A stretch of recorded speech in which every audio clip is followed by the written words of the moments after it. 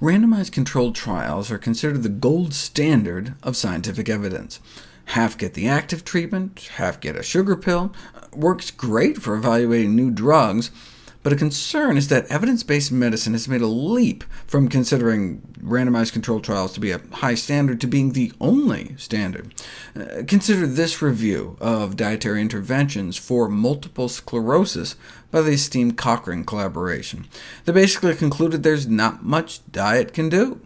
But what about Dr. Swank's success in treating MS with a low-saturated fat diet, the most effective treatment ever reported, published in some of the world's most prestigious journals? Of course they knew about his work, but the study didn't fit the inclusion criteria considered for the review because it was not a controlled trial. Demanding randomized trials make sense for drugs. Look, they're expensive, they're risky, killing off more than 100,000 Americans every year.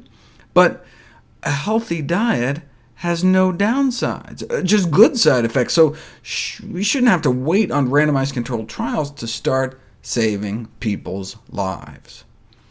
Consider smoking. It took more than 7,000 studies and the deaths of countless habitual smokers before a consensus was reached in the medical community regarding the causal link between smoking and lung cancer, and still without a single randomized controlled trial. One has to wonder how many people are currently suffering needlessly while they wait for a randomized controlled trial to confirm the results found by other kinds of strong studies.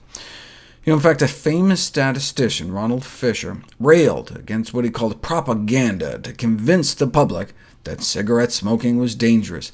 Since they cannot produce evidence for randomized controlled trials, like 1,000 kids banned from smoking, you put another 1,000 kids forced to smoke at least a pack and a half a day. Now, if you did that kind of experiment, then there'd be no difficulty. Maybe instead of smoking causing lung cancer causes smoking. In its early stages, lung cancer may cause inflammation, so anyone suffering from chronic inflammation is going to want to smoke a cigarette to make themselves feel better, and it's kind of a comfort, right? That might be a real solace to anyone in the 15 years of approaching lung cancer, and to take the poor chap's cigarettes away from him would be rather like taking a white stick from a blind man. It would make an already unhappy person a little more unhappy than he need be. Fisher made invaluable contributions to the field of statistics, but his analysis of lung cancer and smoking was flawed by an unwillingness to examine the entire body of data available. His smokescreen may have been because he was a paid consultant to the tobacco industry, but also because he was himself a smoker.